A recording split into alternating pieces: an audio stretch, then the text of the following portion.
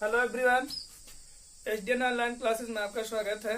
आज हम आपको मानव में पाचन तंत्र के बारे में बताएंगे। यहाँ पे हम पढ़ेंगे पाचन किसे कहते हैं और जो पाचन होता है वो मनुष्य के शरीर में किस अंग में किस तरह से पाचन होता है, उस पाचन प्रक्रिया में कौन से एंजाइम सहायक होते हैं, उन सभी चीजों के बारे में यहाँ पे हम डिटेल में अध्ययन करेंगे।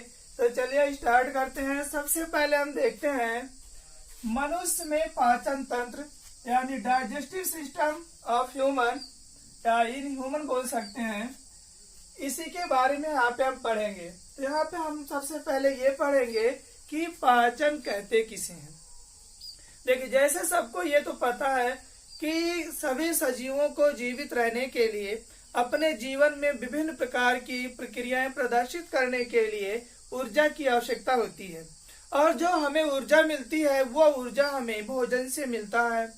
भोजन जो होता है वो हमारे शरीर में ऊर्जा का स्रोत होता है। लेकिन जब भोजन का पाचन होता है तो उस पाचन प्रक्रिया से भोजन से हमें विभिन्न प्रकार के पोषक तत्व यानी मेनली 5 प्रकार के पोषक तत्व प्राप्त होते हैं और उन्हीं पोषक तत्वों को ऑक्सीजन की उपस्थिति में ऑक्सीडेशन प्रक्रिया होती है, जिसके परिणाम स्वरूप ऊर्जा का निर्माण हमारे सेल में होता है और वो जो ऊर्जा होता है उसी ऊर्जा का यूज हम अपने दैनिक जीवन में विभिन्न प्रकार की प्रक्रियाओं को करने के लिए करते हैं तथा हमारे जो सेल होते हैं वो रासायनिक क्रियाओं में उन्हीं एनर्जी का यूज करते हैं। तो आइए देखते हैं सबसे पहले पाचन कहते किसे हैं। तो यहाँ पे हम देख लेते हैं पाचन किसे कहते हैं।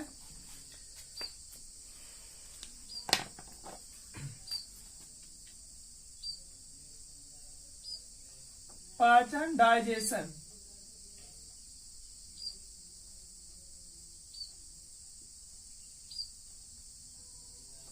तो देखिए, पाचन किसे कहते हैं? मनुष्य द्वारा अंतःग्रहण किए गए जटिल तथा अकार्बनिक पदार्थों को सरल तथा कार्बनिक पदार्थों में कन्वर्ट करने की क्रिया को पाचन कहते हैं।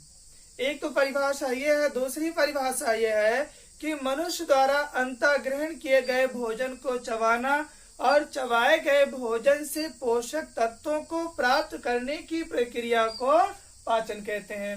तो दोनों परिभाषा आप कोई भी बता सकते हैं।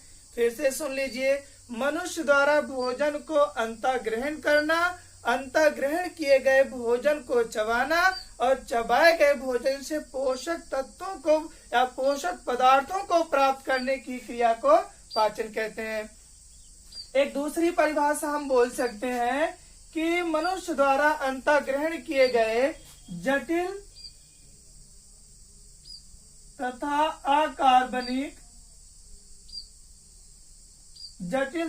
अकार्बनिक पदार्थों को सरल तथा कार्बनिक पदार्थों में बदलने की क्रिया को पाचन कहते हैं। तो ये परिभाषा आपको याद रहे। सबसे पहले पाचन कहते किसे हैं? मनुष्य द्वारा अंतःग्रहण किए गए जटिल तथा अकार्बनिक पदार्थों को सरल तथा कार्बनिक पदार्थों में बदलने की प्रक्रिया को पाचन कहते हैं। जटिल का मतलब आप बोल सकते हैं अघुलनशील पदार्थों को घुलनशील यानी सरल पदार्थों में बदलने की प्रक्रिया को पाचन कहते हैं। आगे देखते हैं नेक्स्ट। जो पाचन की क्रिया मनुष्य में होता है वो प्रक्रिया होती है पाचन तंत्र में। तो पाचन तंत्र किसे कहते हैं? तो देखिए, जो पाचन की प्रक्रिया मनुष्य में होती है वो मुख से प्रारंभ होती है और कहाँ तक होता है? मलाशय यानी गुदा तक होता है। तो पाचन तंत्र किसे कहते हैं? तो पाचन तंत्र जो होता है, पाचन तंत्र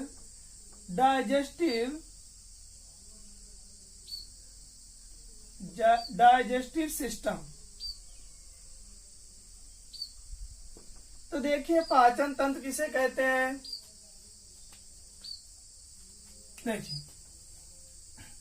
भोजन के पाचन में भाग लेने वाले विभिन्न अंगों के समूह को पाचन तंत्र कहते हैं। क्योंकि पाचन की जो प्रक्रिया होती है वो आहार नाल में होती है। जो पाचन की प्रक्रिया होती है आहार नाल में होती है, और जो आहार नाल होता है वो मुख से लेकर गुदा तक फैले हुए समस्त भाग को आहार नाल कहते हैं। तो एक पाचन तंत्र की यहाँ से आप डिफिनेशन बता सकते हैं इजीली तरीके से कि आहार नाल तथा उससे संबद्ध यानी जुड़ी हुई पाचन तंत्र की ग्रंथियों के समूह को पाचन ग्रंथियों के समूह को पाचन तंत्र कहते हैं।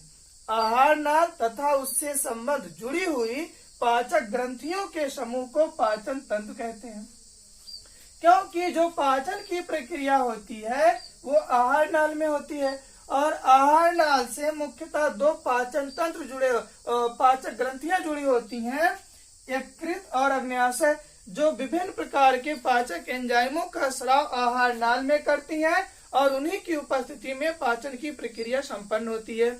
इसलिए हम कहेंगे आहार नाल तथा उससे जुड़ी पाचक ग्रंथियों के समूह को पाचन तंत्र कहते हैं। ठीक है, अब आगे देखते हैं आहार नाल किसे कहते हैं। आहार नाल क्या होता है, तो मुख से लेकर गुदा तक यानी मलाशय तक फैले हुए समस्त भाग को आहार नाल कहते हैं। मनुष्य के आहार नाल की जो लंबाई होती है वो 8 से 10 मीटर होती है।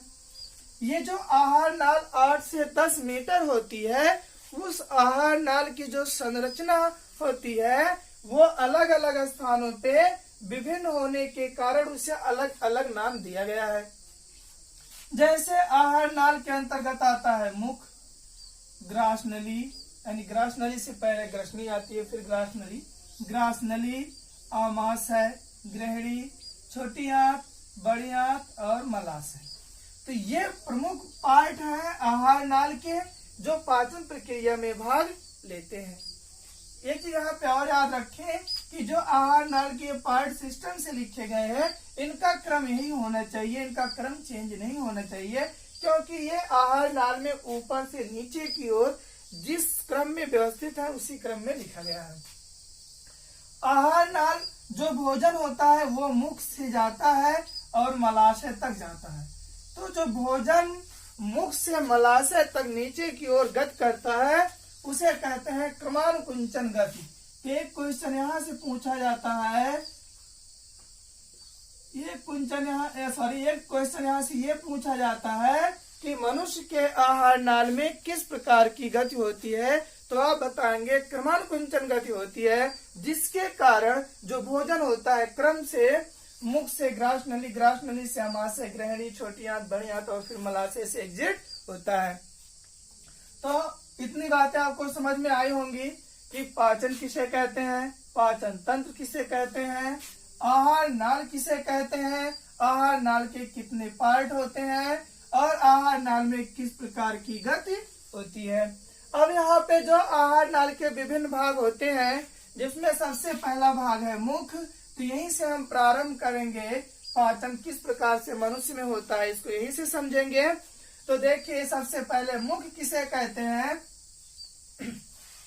तो दो होठों के बीच पाए जाने वाले दरार को मुख कहते हैं। जो मुख होता है, मुख का आंतरिक भाग जो होता है वो मुख गुहा में खुलता है। मुख में जो होते हैं एक फर्श, मांस का बना फर्श जैसी संरचना होती है जिसे हम जीभ कहते हैं, और जो हमारा जीभ होता है उसे जीभ के नीचे दो जोड़ी लाल ग्रंथि पाई जाती हैं। यहाँ जीभ के नीचे दो जोड़ी लाल ग्रंथियां पाई जाती हैं, और ये जो लाल ग्रंथियां होती हैं ये प्रतिदिन एक मनुष्य में लगभग 1.5 लीटर लार का स्राव करती हैं। ये जो लार होता है इसका काम होता है कि जो भोजन को चबाए गए भोजन में मिलकर भोजन को श्लेष्म लुगदी बना देना, और दूसरा काम होता है कि लार में एक पाया जाता है टालोइन एंजाइम, और ये जो टालोइन एंजाइम होता है ये भोजन में उपस्थित कार्बोहाइड्रेट का पाचन करता है। ये भोजन में उपस्थित कार्बोहाइड्रेट को शर्करा में कन्वर्ट करता है। यानी भोजन का जो पाचन होता है वो मुख से प्रारंभ होता है, और मुख में उपस्थित जो लार होता है उसी लार में पाया जाने वाला जो टॉलुइन एंजाइम होता है वही सबसे पहले भोजन में उपस्थित कार्बोहाइड्रेट के पाचन में सहायक होता है, जो कार्बोहाइड्रेट को शर्करा में कन्वर्ट करता है। इसके बाद जो जीव होता है, जीव का काम होता है भोजन को चबाते समय भोजन को दांतों के नीचे ले जाना। जो जीव होता है, जीव का अग्र सिरा स्वतंत्र होता है और पश्च सिरा जो होता है मुख गुहा के आंतरिक भाग से जुड़ा होता है। जीव जो होता है वो भोजन को चबाते समय दांतों के नीचे ले जाता है, इसका पहला काम है। दूसरा काम होता है कि ये भोजन के स्वाद को चखने का काम करता है। तो जो जीव होता है वो भोजन के स्वाद को चखने का काम करता है। इसके अलावा मुख में दांत पाया जाता है। जो दांत होता है वो कैल्शियम सल्फेट और कैल्शियम फास्फेट का बना होता है।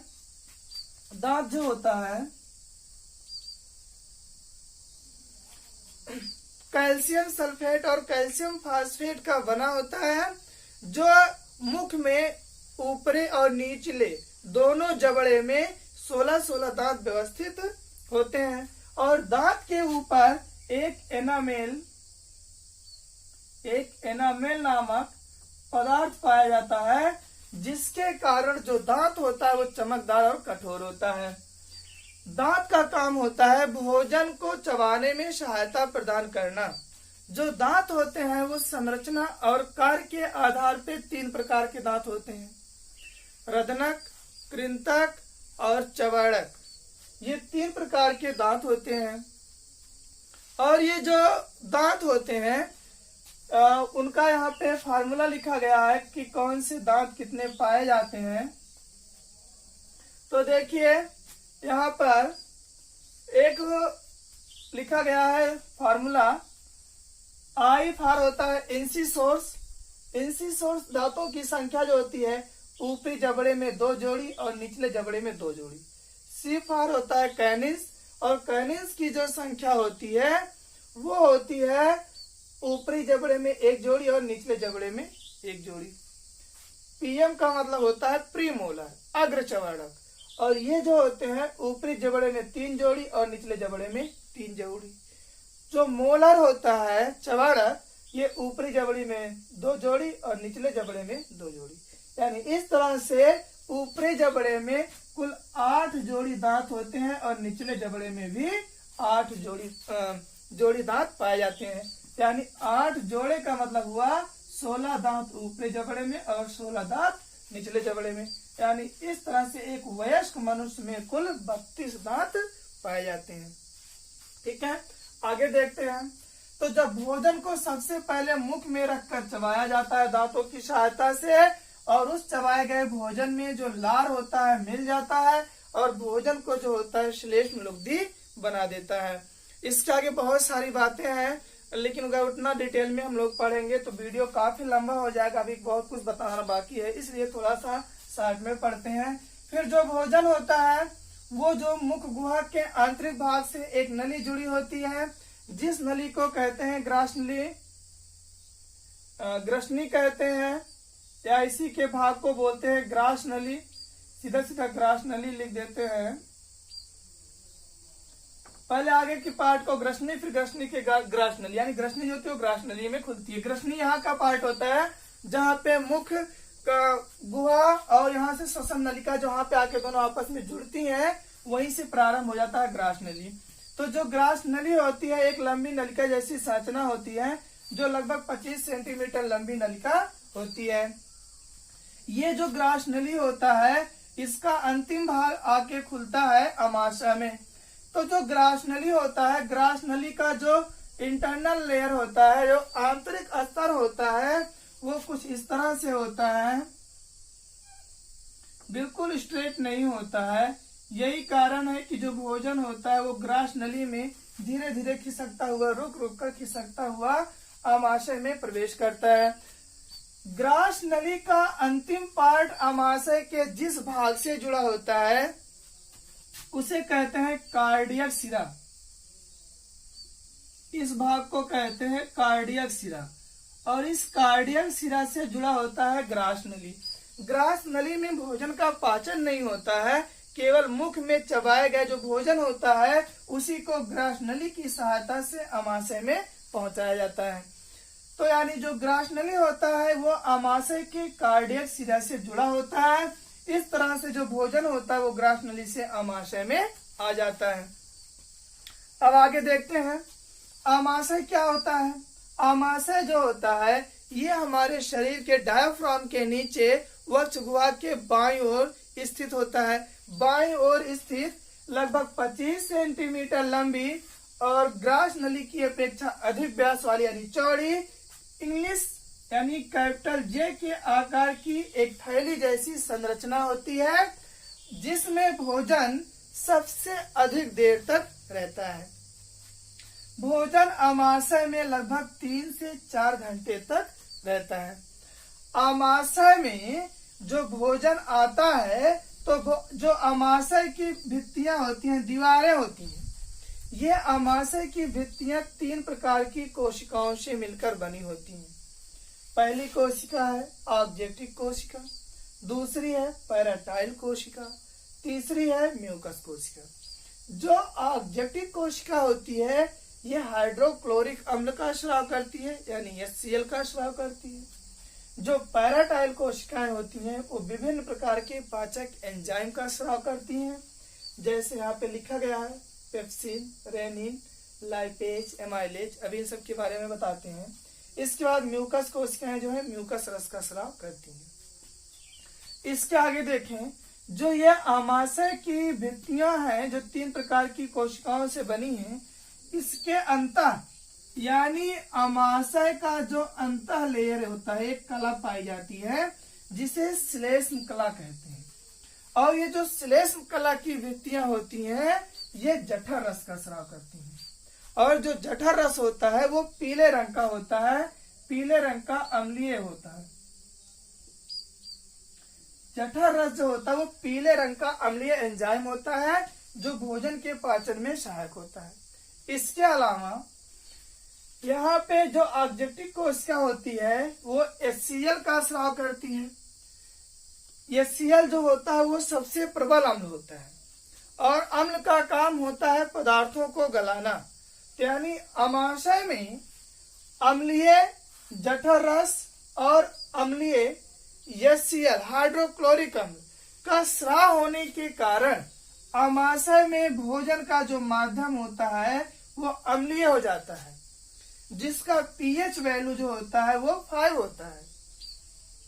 यहाँ पे जो HCl होता है, HCl का सबसे प्रमुख काम होता है कि भोजन के साथ आए हुए जीवाणुओं विषाणुओं का भक्षण करना।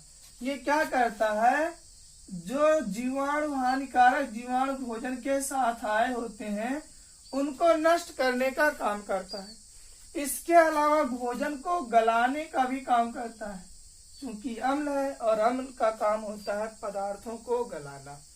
इसके बाद देखिए जो पैराटाइल कोशिकाएं होती हैं पाचक एंजाइम का स्राव करती हैं। अब इसमें जो पाचक एंजाइम है, जैसे पहला एंजाइम है पेप्सिन एंजाइम। तो जो पेप्सिन एंजाइम होता है वो प्रोटीन के पाचन में सहायक होता है। इसके अलावा रेनिन एंजाइम होता है। जो रेनिन एंजाइम होता है वो दूध में उपस्थित केसीन प्रोटीन के पाचन में सहायक होता है। इसके अलावा लाइपेज एंजाइम है। जो लाइपेज एंजाइम होता है ये वसा के पाचन में सहायक होता है। यहाँ पे वसा का आंशिक पाचन होता है, जो पूर्णतः पाचन वसा का होता है वो छोटी आंत में होता है। अगर ये क्वेश्चन आ जाए कि वसा का पाचन अधिकांश पाचन कहाँ होता है तो आप वहां पे आमाशय नहीं लगाएंगे, छोटी आंत लगाएंगे। अभी आगे आपको बताया जाएगा। इसके बाद यहाँ पे एमाइलेज एंजाइम का स्राव होता है और जो एमाइलेज एंजाइम होता है वो मंड के पाचन में यानी स्टार्च के पाचन में सहायक होता है। तो ये जो पाचन की प्रक्रिया होती है ये आमाशय में होता है। इसके बाद अम्लीय माध्यम में जो भोजन होता है वो आमाशय से जाता है ग्रहणी में। आमाशय का अंतिम भाग जहां से ग्रहणी प्रारंभ होता है इस भाग को बोलते हैं पाइलोरिक शिरा। पाइलोरिक सिरा।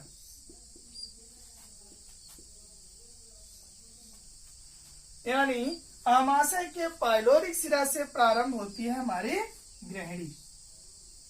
ग्रहणी यानी ट्यूडेनम, आमाशय मतलब स्टमक और एसोफेगस में ग्रसनली। इंग्लिश नहीं लिखा गया है क्योंकि यहाँ पे स्पेस कम है और लिखना ज्यादा था, इसीलिए।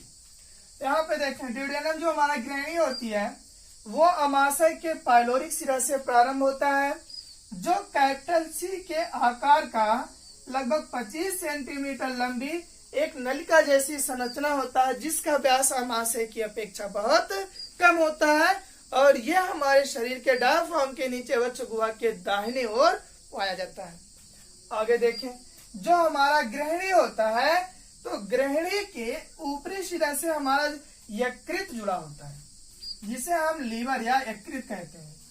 इसको कलेजा भी कहते हैं, जिगर भी कहते हैं।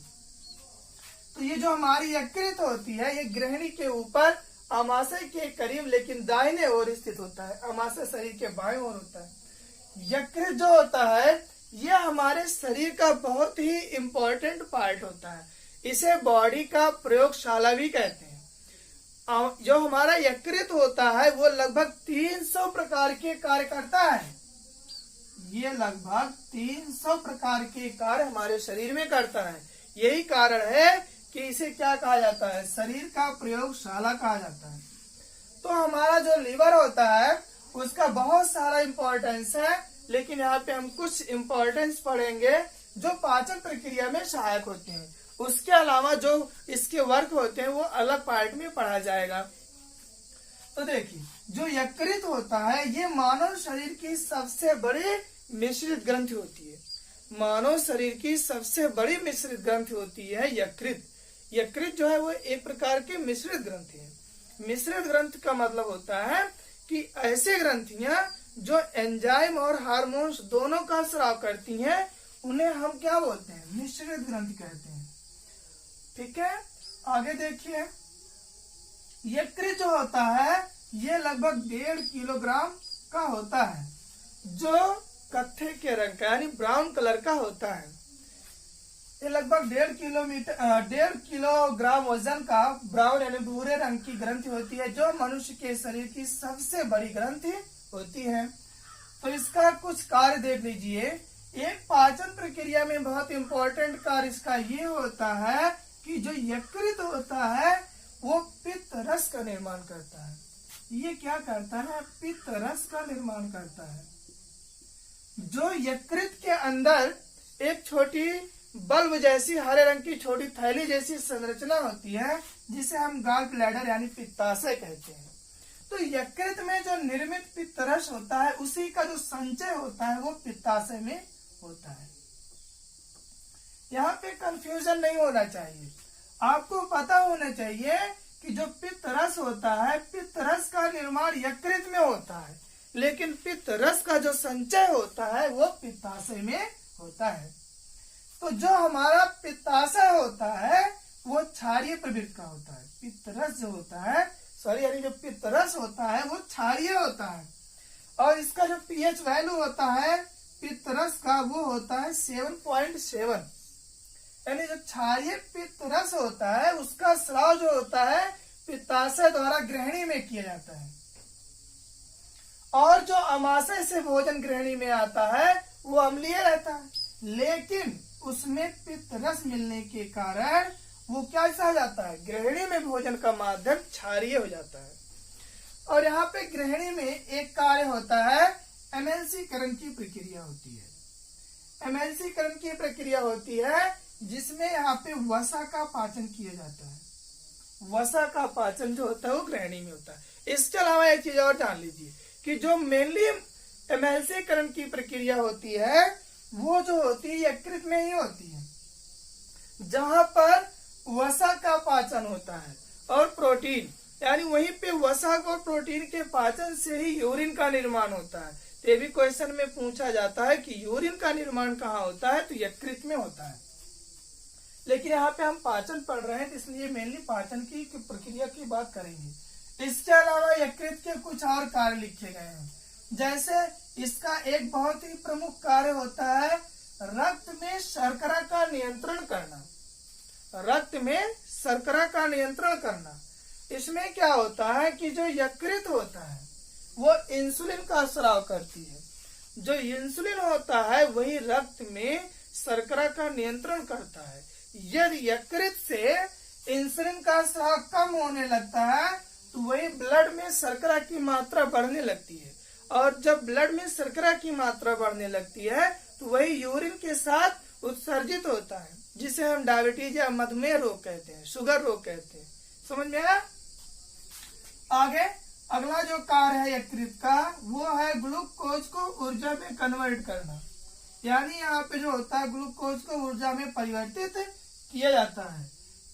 यकृत में ही प्रोटीन का संतुलन किया जाता है, यानी प्रोटीन का नियंत्रण जो होता है वो भी यकृत में ही किया जाता है। तो वैसे तो बहुत सारे कार्य हैं, लेकिन कुछ ये मेन फैक्टर हैं जो मुख्य कार्य हैं जिनको हमें याद करना है। और एक यहाँ पे याद करना है जो पाचन प्रक्रिया में मेनली भाग लेता है वो पित्त रस का निर्माण यकृत में होता है, जिसका संचय पित्ताशय में होता है। और पित्त रस एक क्षारीय विलयन होता है जिसका पीएच मान 7.7 होता है। ये एमएलसीकरण द्वारा वसा का पाचन करता है। आगे देखें, गृहिणी जो होता है, गृहिणी में भोजन का माध्यम कैसा हो जाता है? क्षारीय हो जाता है। एक रीजन इसका और है, गृहिणी के निचले पार्ट से जुड़ा होता है अग्न्याशय ग्रंथि, पैंक्रियाज ग्लैंड बोलते हैं। ये भी क्या है? एक प्रकार की मिश्रित ग्रंथि है। मानव में दो ही मिश्रित ग्रंथियां होती हैं, एक यकृत और एक पैंक्रियाज यानी अग्न्याशय ग्रंथि।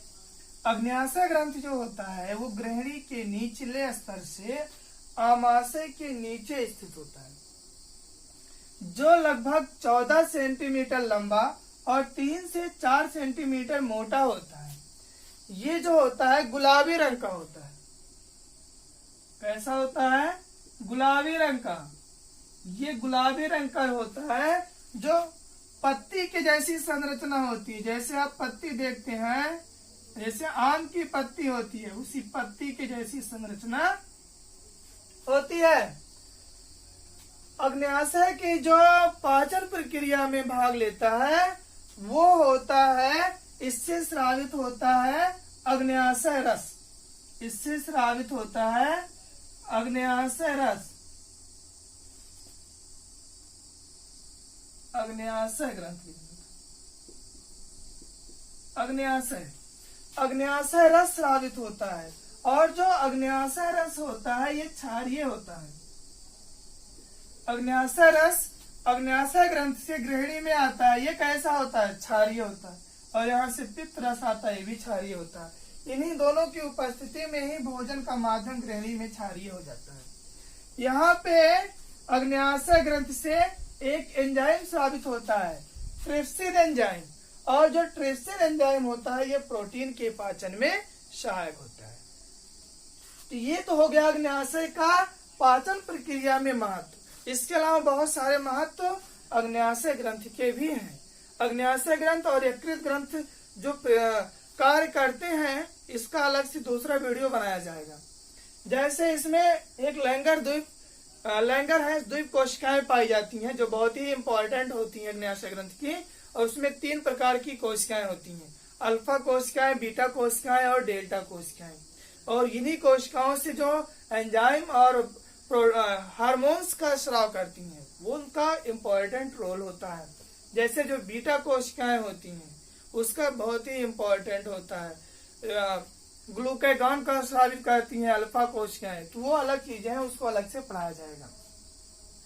आगे देखिए, अब जो भोजन होता है ये जो होता है गृहिणी से जाता है छोटी आंत में। तो यहाँ पे हो गया मुख, ग्रासनली, आमाशय और गृहिणी। अब यहाँ पे पढ़ेंगे हम छोटी आंत के बारे में। ठीक है, थोड़ा जल्दी बता रहे हैं, नहीं तो वीडियो काफी लंबा हो जाएगा इसीलिए। तो देखिए, जो छोटी आंत होता है वो स्मॉल इंटेस्टाइन की जो लंबाई होती है, यानी छोटी आंत की जो लंबाई होती है वो होती है 6 से 7 मीटर। 6 से 7 मीटर लंबी होती है, जो हमारे शरीर के वक्ष गुहा के निचले पार्ट में यानी उदर गुहा में, उदर पार्ट में पाई जाती हैं। और ये चूंकि 6 से 7 मीटर लंबी होती हैं, वो हमारे उदर पार्ट में कुंडलाकार संरचना में व्यवस्थित होती है। देखिए, कुंडलाकार संरचना में व्यवस्थित होती है। जो छोटी आंत होती है, छोटी आंत में भोजन का पाचन लगभग समाप्त हो जाता है। जो पाचन की प्रक्रिया होती है वो यही छोटी आंत में लगभग 99% भोजन का पाचन समाप्त हो जाता है। छोटी आंत में एक पाया जाता है ब्रूनर्स ग्रंथियां, जो आंतीय रस का यानी पाचक एंजाइम्स का स्राव करती हैं, उन्हें कहते हैं ब्रूनर्स ग्रंथि। और ये जो ब्रूनर्स ग्रंथियां होती हैं, ये आंतीय रस का स्राव करती हैं, आंतीय रस का स्राव करती हैं। और ये जो आंतीय रस होता जो आंतीय रस होता है, ये क्षारीय प्रकृति का होता है, जिसका पीएच मान 8 से लेकर 8.3 तक होता है। आगे देखिए, अब ये जो ब्रूनर्स ग्रंथियां होती हैं, ये कार्बोहाइड्रेट और प्रोटीन के पाचन में सहायक आंतीय रस का स्राव करती हैं।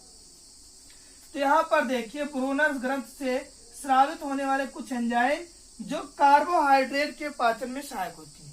तो कार्बोहाइड्रेट के पाचन में पहला जो एंजाइम है वो है सुक्रेज एंजाइम। ये जो सुक्रेज एंजाइम होता है, ये भोजन में उपस्थित सुक्रोज का पाचन करता है। दूसरा है लैक्टोजन एंजाइम, और जो लैक्टोज एंजाइम होता है वो लैक्टोजन शर्करा के पाचन में सहायक होता है। तीसरा है माल्टेज एंजाइम। जो माल्टेज एंजाइम होता है, ये माल्टोज शर्करा के पाचन में सहायक होता है। यानी जो माल्टोज शर्करा होती है, ये बीजों में पाया जाता है। फलों के जो बीज होते हैं मेनली उसी में पाया जाता है माल्टोज शर्करा, और माल्टोज शर्करा के पाचन में सहायक होता है माल्टेज एंजाइम। तो ये कुछ कार्बोहाइड्रेट थे जिसमें आंतीय रस से स्रावित होने वाले एंजाइम पाचन में सहायक होते हैं। इसके बाद देखते हैं कुछ प्रोटीन है। प्रोटीन में पाचन सहायक एंजाइम, तो यहाँ पे पहला लिखा गया है इरेप्सिन एंजाइम। और ये जो इरेप्सिन एंजाइम होता है, ये प्रोटीन का पूर्ण पाचन करता है। ये प्रोटीन का पूर्णतः पाचन करता है। और ये जो प्रोटीन का पाचन करता है, ये प्रोटीन को बदल देता है एमिनो अम्ल में। ये प्रोटीन का पाचन किसमें करता है? एमिनो अम्ल में। इसके अलावा दूसरा है लाइपेज एंजाइम। और लाइपेज जो एंजाइम होता है, वो छोटी आंत में वसा का पूर्णतः पाचन करता है, जो वसा को वसीय अम्ल में परिवर्तित कर देता है। तो ये बहुत ही इम्पोर्टेंट चीजें हैं, बात है जो आपको याद होनी चाहिए, जो कंपटीशन में पूछा जाता है। फिर क्वेश्चन आएगा कि इरेप्सिन एंजाइम निम्नलिखित में से किसके पाचन में सहायक होता है? ऑप्शन वहाँ बहुत सारे हो सकते हैं, कार्बोहाइड्रेट, प्रोटीन, वसा, विटामिन। तो यहाँ पे सही होगा प्रोटीन। जो प्रोटीन का पाचन एमिनो अम्ल में करता है, और दूसरा है लाइपेज, जो वसा का पाचन वसीय अम्ल में करता है। ठीक है, आगे देखिए। जो छोटी आंत होता है, इसमें जब भोजन का पाचन हो जाता है, तो छोटी आंत की दीवारों में एक उभरी हुई अगुली जैसी संरचना पाई जाती है, उसे कहते हैं रसांकुर। उसे कहते हैं रसांकुर कहते हैं। और ये जो रसांकुर होता है, ये पचित भोजन में उपस्थित पोषक पदार्थों को एब्जॉर्ब करता है। अभी हमने कहा कि छोटी आंत में पाचन की प्रक्रिया लगभग समाप्त हो जाती है। जब पाचन की प्रक्रिया समाप्त हो जाएगी, तो वहां पे पोषक तत्व का निर्माण यानी पोषक पदार्थ का निर्माण होगा, और उन्हीं पोषक पदार्थों को छोटी आंत के अंतः कला पर उपस्थित जो रसांकुर होते हैं, रसांकुर की कोशिकाएं होती हैं, वो पचित भोजन में उपस्थित पोषक पदार्थों को एब्जॉर्ब कर लेता है, अवशोषित करता है। ये जो पोषक पदार्थों को अवशोषित करता है, उन्हीं पोषक पदार्थों को अवशोषण के पश्चात ये ब्लड में पहुंचा देता है और ब्लड के माध्यम से उस पोषक पदार्थ को हमारे पूरे शरीर में संचरित कर दिया जाता है। उसी प्रक्रिया को बोलते हैं परिसंचरण। ब्लड के माध्यम से पोषक पदार्थों को संपूर्ण शरीर में पहुंचाने की प्रक्रिया को ही बोलते हैं परिसंचरण। ठीक है, आगे देखिए। अब ये जो छोटी आंत होता है, छोटी आंत का अंतिम भाग बड़ी आंत के जिस थैली जैसी संरचना में खुलता है, उस पार्ट को कहते हैं सीकम। सीकम कहते हैं। ठीक है, यानी अब छोटी आंत समाप्त, हम पढ़ेंगे यहाँ पे बड़ी आंत। अब देखिए, बड़ी आंत जो होती है इसे बोलते हैं लार्ज इंटेस्टाइन। बड़ी आंत की लंबाई जो होती है 1 से 1.5 मीटर होती है। अब यहाँ पे ये कंफ्यूजन नहीं होना चाहिए कि छोटी आंत 6 से 7 मीटर, बड़ी आंत 1 से 1.5 मीटर, ऐसा क्यों? तो देखिए, बड़ी आंत इसे इसलिए कहा जाता है क्योंकि इसका जो व्यास होता है, चौड़ाई होती है, वो छोटी आंत से अधिक होता है, जबकि लंबाई जो होती है वो कम होती है। ये कंफ्यूजन नहीं होना चाहिए। बड़ी आंत की लंबाई 1 से 1.5 मीटर होती है, जो ऐसे छोटी छोटी थैली जैसी संरचना के रूप में नलिका जैसी संरचना होती है, जो उदर भाग का अधिकांश क्षेत्र घेरा होता है। बड़ी आंत के दाहिने अंतिम सिरे को अपेंडिक्स कहते हैं और बाएं अंतिम सिरे को मलाशय या गुदा या एनस कहते हैं। ठीक है, अब देखिए, जो छोटी आंत बड़ी आंत के जिस थैली जैसी पार्ट में खुलती है उसे सीकम कहते हैं, और यहाँ से जो भोजन होता है वो बाईं साइड में, यानी बड़ी आंत में जो भोजन होता है वो बाईं साइड की ओर, इस ओर मूव करती है, यानी मलाशय की ओर मूव करती है। बड़ी आंत में भोजन का पाचन नहीं होता है। बड़ी आंत में यहाँ पे जो अवशोषित भोज्य पदार्थ बचता है वही बड़ी आंत में आता है, और बड़ी आंत में जो होता है आए हुए पचित भोज्य पदार्थों में उपस्थित जल तथा खनिज लवण यानी खनिज तत्वों का अवशोषण जो होता है वो बड़ी आंत में किया जाता है। तो बड़ी आंत में जो होता है पचित भोज्य पदार्थ जो आते हैं उसमें उपस्थित जल और खनिज लवण का अवशोषण किया जाता है। इसके पश्चात जो भोजन होता है वो बड़ी आंत के बाएं ओर आता है। बाएं ओर का जो अंतिम सिरा होता है जिसे हम मलाशय या गुदा कहते हैं, ये 6 से 7 सेंटीमीटर लंबी एक थैली जैसी संरचना होती है, जिसके द्वारा पचित भोज्य पदार्थों जब यहाँ तक पहुँचते हैं तो उसमें कोई भी पचित भोजन में कोई भी यूजफुल पदार्थ नहीं बचता है, इसलिए इस पदार्थ को अपशिष्ट पदार्थ कहते हैं, और अपशिष्ट पदार्थ को इसी मलाशय के एनस पार्ट द्वारा यानी गुदा द्वारा जो होता है उत्सर्जन कर दिया जाता है। तो इस तरह से ये मनुष्य में होने वाले पाचन प्रक्रिया को आपको एक डायग्राम के माध्यम से समझाया गया। आई होप कि आपको समझ में आया होगा। चूंकि यहाँ पे वीडियो लंबा ना बने इसलिए जल्दी जल्दी बताया गया।